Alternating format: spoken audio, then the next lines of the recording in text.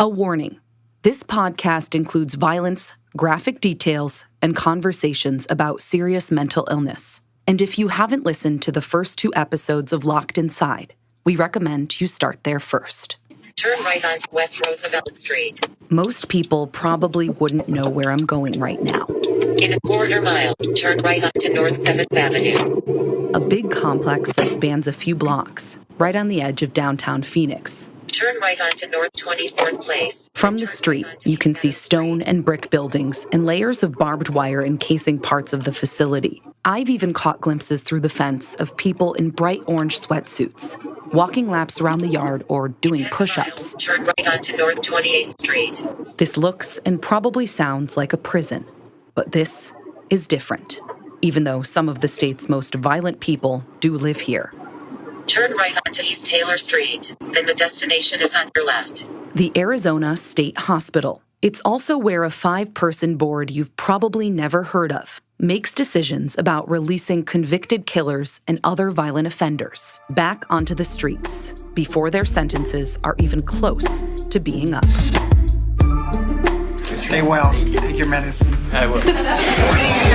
Well, it doesn't sound like they dug very deep. You know, there's always a risk you can relapse. You can relapse and either, hurt yourself or somebody else. I'm Erica Stapleton, and this is episode 3 of Locked Inside, Secured. And this time, we're heading to Arizona's State Hospital, where killers like Christopher Lambeth get treatment and freedoms they wouldn't have had in prison. Hypothetically, I can go to a baseball game or have lunch with him or something like that. And we're taking a hard look at the controversial board that has the power to let killers and other violent criminals back into the community. Do you have faith in the mental health system we have now? No, of course not.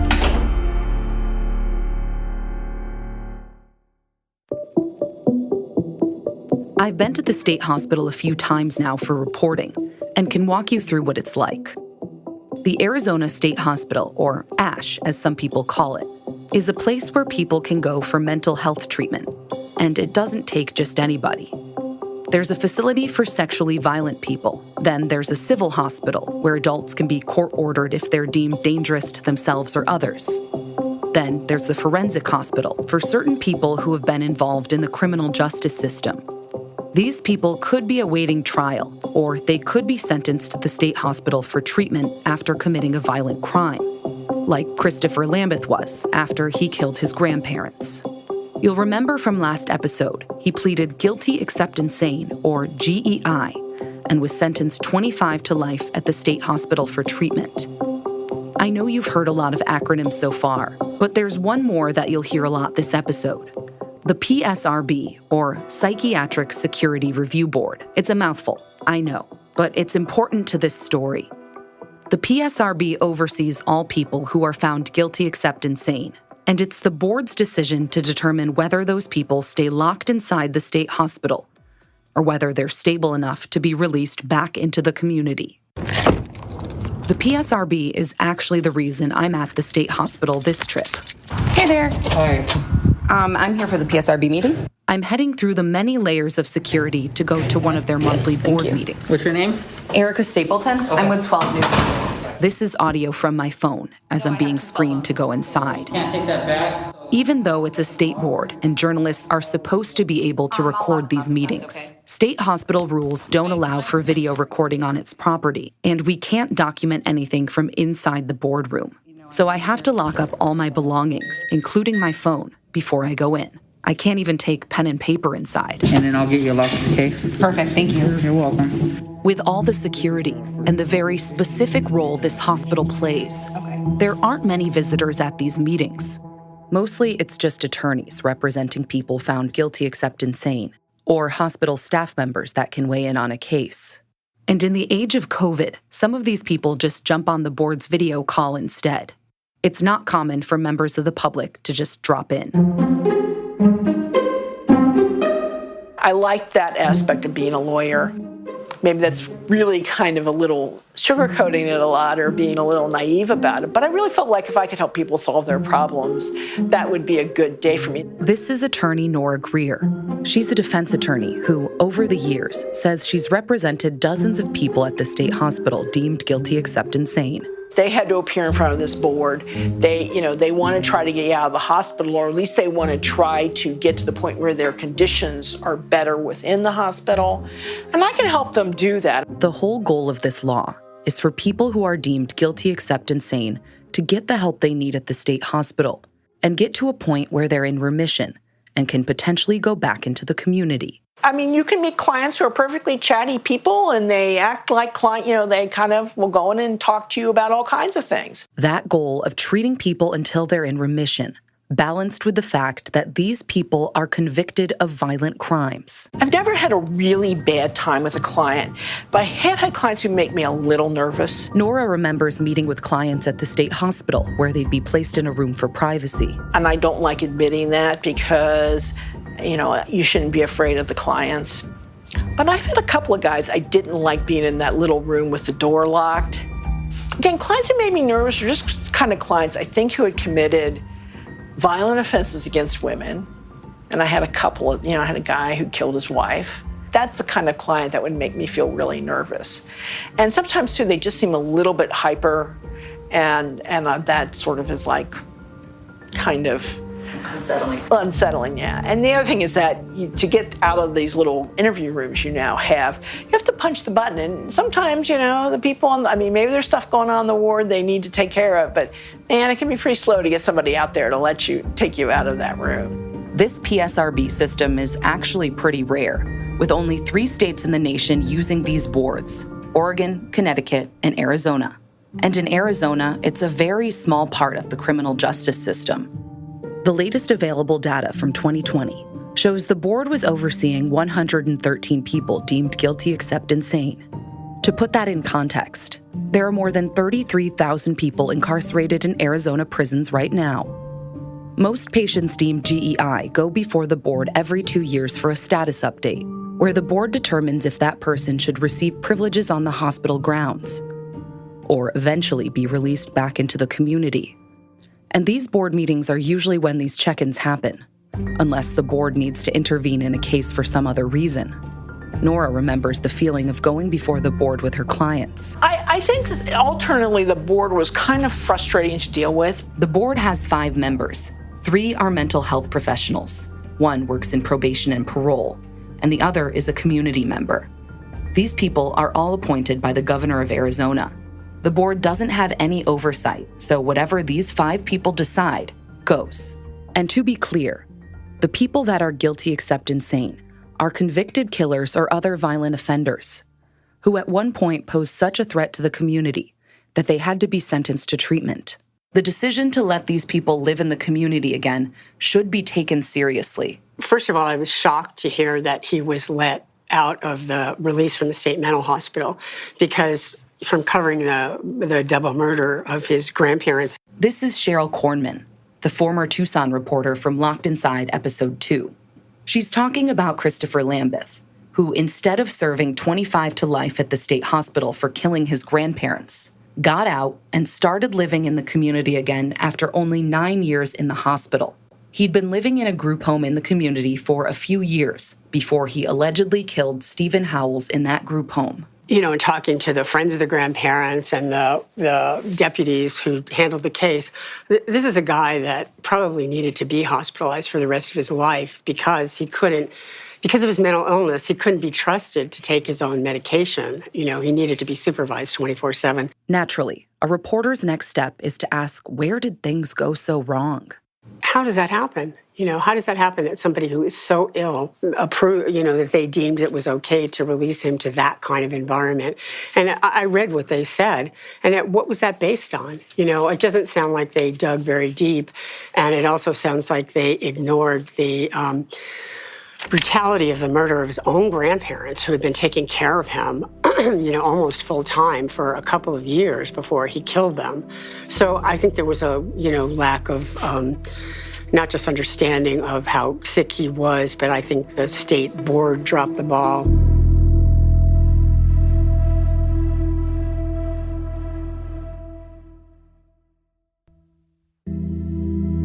By now, I've looked at all of Christopher Lambeth's case files we could get our hands on, including court records and files from the PSRB. And after reading all of these, I can walk you through how a lot of this unfolded.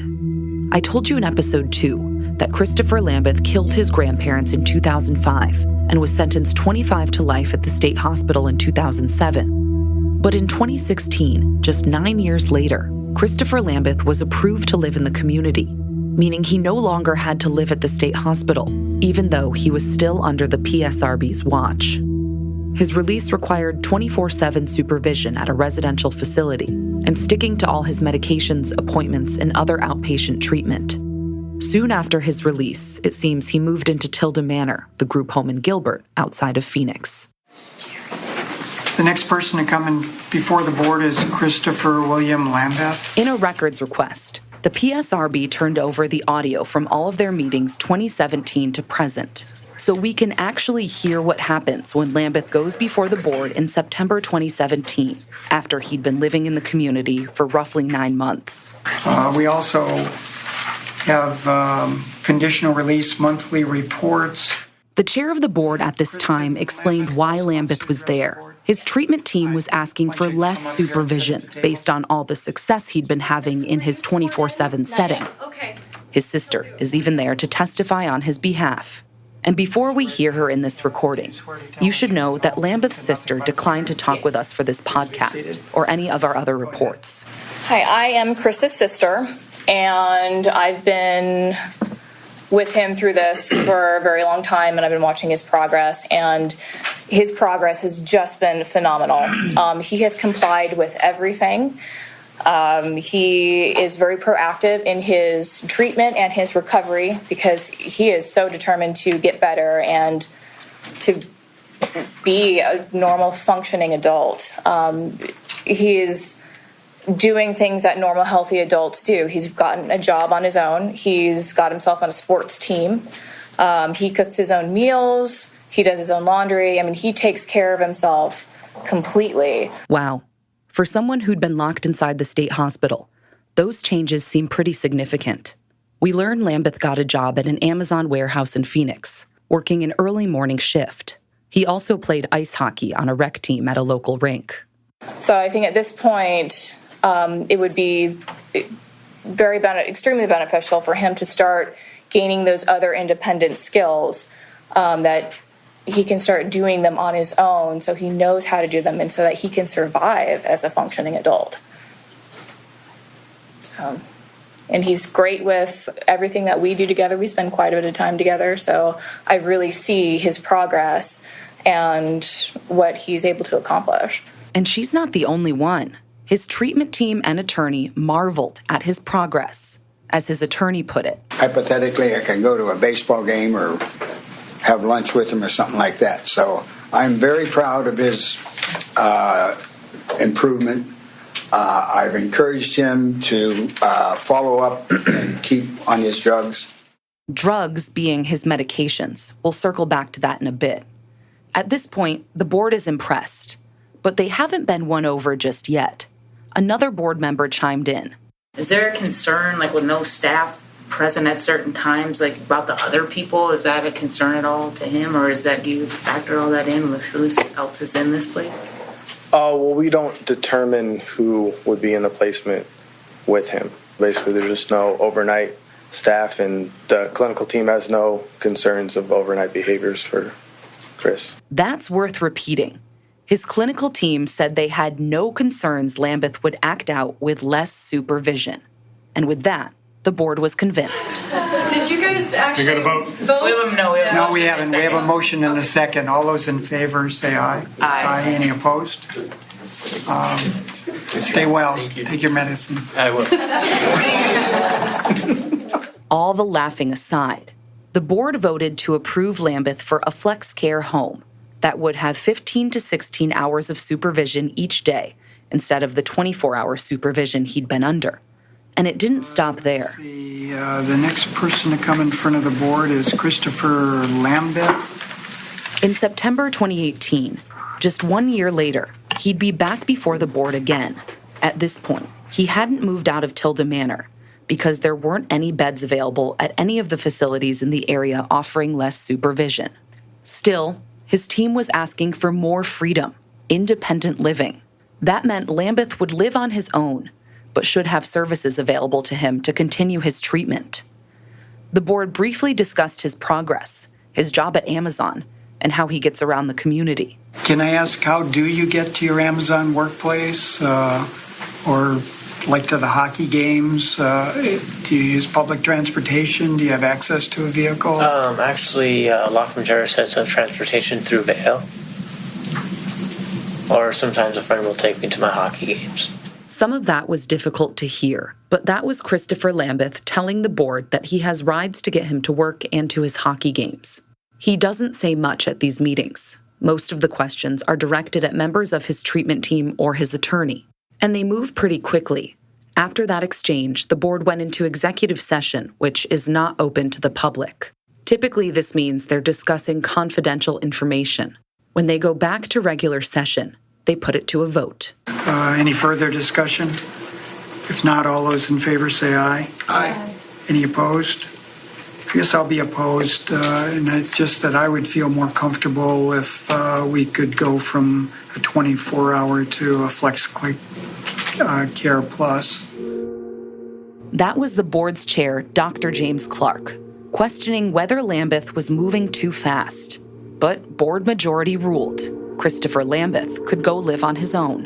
The decision was made. And remember, what the board says goes. I don't even know how this guy got out. I mean, he's not my client. I don't know how he got out. Here's attorney Nora Greer again. I represented him one time out there because his lawyer was gone for the day, and we were just reaffirming his status with the hospital. So I don't think I'm revealing any of our lawyer-client interaction by saying that, which was very small amount to a visit and a hearing,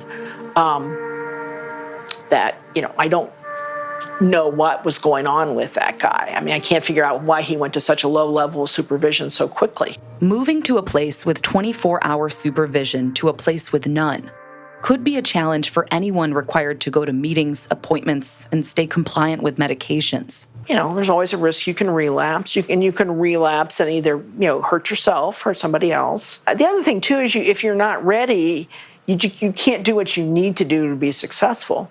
Remember, the whole point of the guilty accept insane deal is for these certain people who commit violent crimes not to go to prison and to get the mental health treatment they need so they could potentially go back into the community. You want this to work when you let them go. I mean, although I think you do have to be patient with people, and people are going to mess up. But as I said, yeah, you're right. You want them to be able to basically function on a level to be successful. Each year, the PSRB puts out a report showing how many people are under its watch. But it doesn't detail things like how many murderers are out on release, so we had to try and figure it out ourselves. After looking at more than 2,000 pages of PSRB files, I found that within the past 5 years, there were at least 13 murderers out on release to the community that the board was supposed to be monitoring. That included Christopher Lambeth, plus a lot of other disturbing cases, like a man who stabbed his mother to death with a marijuana pipe, another man who killed his roommate and kept the body in a bathtub, and a woman who killed her 8-year-old daughter. She was let out so she could raise another child, her son. It's possible there could be more murderers out on release, but the board wouldn't break down that information for us. A lot of them are going to get out of the hospital anyway, and they should get started on doing stuff that helps them do better when they're in with the rest of us, as opposed to being on a locked ward and bang, you're out the next day, and what's going to happen to you? You don't want to see that with these people. The PSRB can also revoke your privileges. So if a person violates the terms of their release, the board can bring them back to the state hospital. The board wouldn't say how often this happened, so again, we're going off of our own research. Most of the murderers I identified hadn't killed again, but some of the people on release returned to the state hospital for not taking their medicine, using illegal drugs, or having contraband in a group home. Some of the minutes don't say why a person was ordered back to the state hospital, and in some cases, others went on to commit another violent crime after their time at the state hospital was up. So they were no longer under the board's watch. But it makes you wonder whether their treatment at the state hospital was really effective. 12 News covered a sad example back in 2015. Good evening and thanks for joining us. We're starting with breaking news tonight. We're getting new details on a gruesome crime, the beheading of a Phoenix woman. That woman was Trina Heisch, and she was killed by her husband, Kenneth Wakefield. Our old newscasts paint a disturbing crime scene. On July 25th, 2015, Phoenix police found Trina's body in the apartment, her head cut off, their 2 dogs inside, mutilated. Their only suspect, Kenneth Wakefield, who gouged out his left eye and self-amputated his arm. He was taken to the hospital before he was taken to jail. No matter what she did or anything in her life, nobody deserves to die like that. That's part of an interview with Trina's daughter and mother right after Trina died. They knew there were warning signs, red flags. She told me that she felt like God was going to take her soon, that she was growing wings and she was going to fly to heaven soon.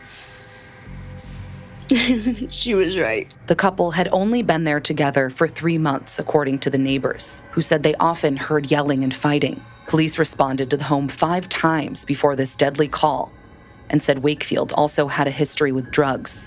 But that morning, nothing stopped him from killing Trina. There was something really severely wrong with him, and she was going to leave him. She didn't have time for that. Trina Heisch and Kenneth Wakefield met at the Arizona State Hospital. Both had tried to kill a family member, and both were found guilty except insane. And both were under the watch of the PSRB, according to the board's records. Trina got out first in 2010 after finishing her sentence at the state hospital. Wakefield's sentence was up at the end of 2014, but he got at least 2 chances to go out and live in the community on conditional release before that. Both times, the PSRB revoked his privilege and brought him back to the state hospital. The public records don't say what happened, just that he violated his release orders. The last time he lost this privilege seemed to be just a few weeks before his sentence ended. He was getting out, whether he still needed mental health treatment or not. Here's Trina's mom again. I was never afraid of him, except this last time that he got out of the hospital. It wasn't him. It was totally strange because he wasn't the same. When he was released, PSRB records show the board wanted him to continue getting treatment, including ongoing supervision. The board asked the county attorney's office to start that process. But that didn't happen, and it's not clear why. I'd question certainly whether or not he was released with the right supports and what he needed to be, to be successful. Attorney Nora Greer actually represented Trina Heisch while she was sentenced to the state hospital. But, she did apparently could do really nice watercolors. And that was what I remembered most about her was, that she did nice watercolors, and certainly she did not deserve to have this happen to her anyway. I felt really bad. I felt, you feel sad about this stuff happening. It should not happen, but it does. Wakefield was charged with second-degree murder and animal cruelty for killing his wife Trina and hurting their 2 dogs. He wailed during his first court appearance, where he stood in front of a judge with an eye patch and bandaging where he cut off his arm. The hearing is really hard to listen to, and you can't help but think about his mental health history. This time, he was sentenced to nearly 30 years in prison, not the state hospital.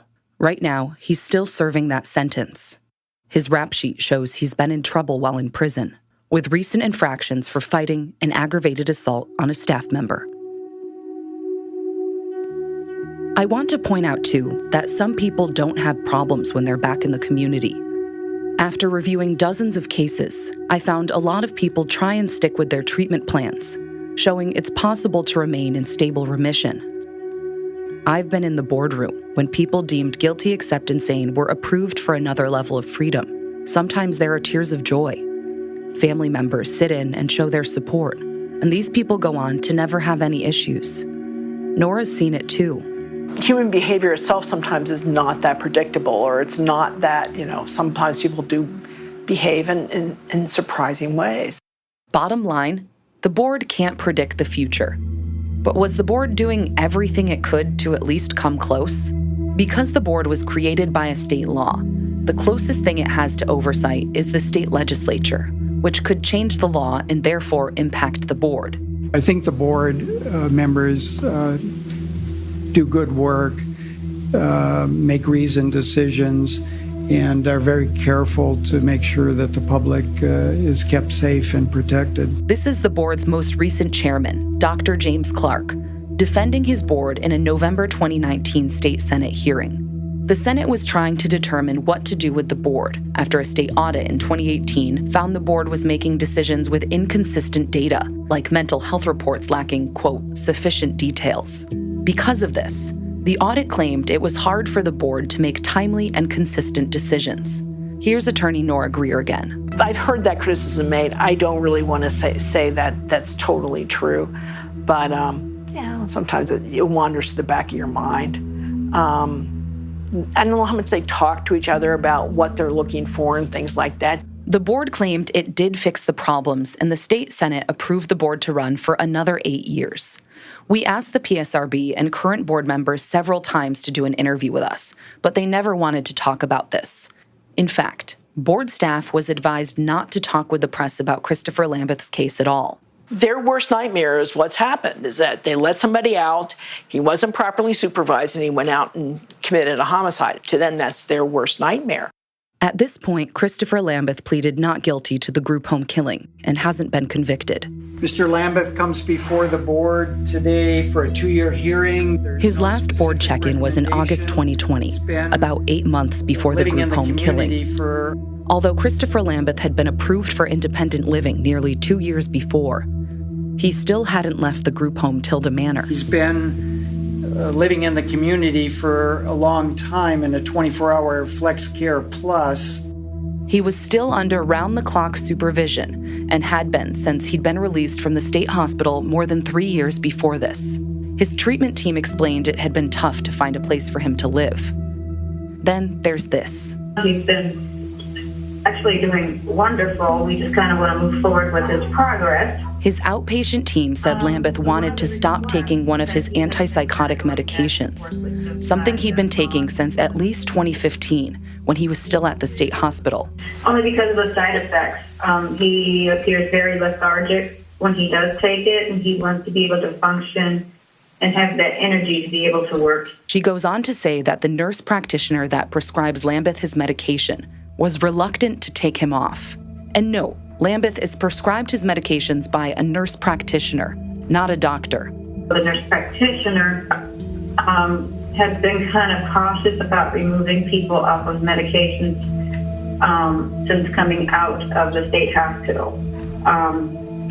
So he was recommending that the board, if they were in agreement, he would move ahead with discontinuing that medication, but will not make that decision without you guys' input.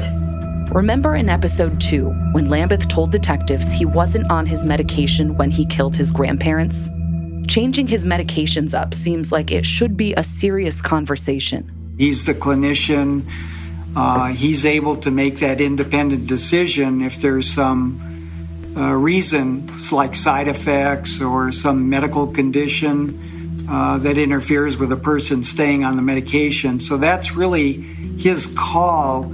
If any other board members have any other comments on that, but I don't think that that's our call to direct him, since we're not involved in his care, to taper off that medication. The board chair said it wasn't their call, but another member had this to offer. And I would suggest not moving him to a lower level of care if a medication change is made, to make sure that that medication change does not cause a decompensation of his current mental status and the fact that he's quite stable.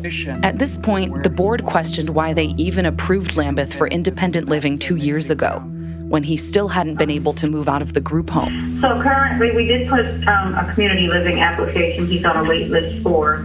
He has taken one tour, but he's also had some reservations also about going fully independent without, having everything in place. Lambeth himself had reservations about living on his own. I went back and listened to the 14-minute hearing over and over, and a few things stood out. No one seems to directly ask him what he wants to do. There was also no discussion of any risk assessment. It's possible there was a recent risk assessment in Lambeth's confidential files, but we can never know with the PSRB dodging our questions. You have to wonder, was Christopher Lambeth really ready to move to less supervision? Do you have faith in the mental health system we have now? No, of course not. Nora retired over the summer in 2021 and had to turn over all her PSRB cases to whoever else would be taking on her contract. I don't think it works really well. I mean, we don't put the resources we need them, and we don't have people who, I don't want to say everybody in there is acting in bad faith, because I don't. I think there are people in there who care and really want this stuff to work better. And it's not because, they just don't have, again, I think a lot of it is resources. We don't put resources towards what we want to do. So of course it's not going to work really well. And it's not just the board facing criticism. Unbelievable. I know Chris. Next time on Locked Inside. And he was one of the most mellow, even-tempered fellows there. We're going back to the scene of the crime, that group home in Gilbert, where we'll introduce you to somebody who really saw what was happening inside that house. He hated it. I hated it. And try and figure out how a person could wind up dead in a place that's supposed to have 24/7 supervision. How did they let this happen? Anyone working with or representing Tilda Manor declined to talk with 12 News at this point in our story. Christopher Lambeth's sister declined to talk with us for this series. Christopher Lambeth's attorney at the time of this recording did not respond to our requests for comment. The PSRB declined to comment. Locked Inside is written and edited by me, Erica Stapleton. Executive producer is Katie Wilcox. 12 News reporter William Pitts contributed to this story. Fact-checking is done by 12 News intern Andrew Onodera. Audio mixing is done by Richard Humphreys at Tacoma Media in Silver Spring, Maryland. Locked Inside is produced by the 12 News I-Team and Vault Studios. A special thank you to Will Johnson and Reed Redmond with Vault Studios. If this story resonates with you or you want to share your experience, send us an email at connect@12news.com. We'll catch you next time on Locked Inside.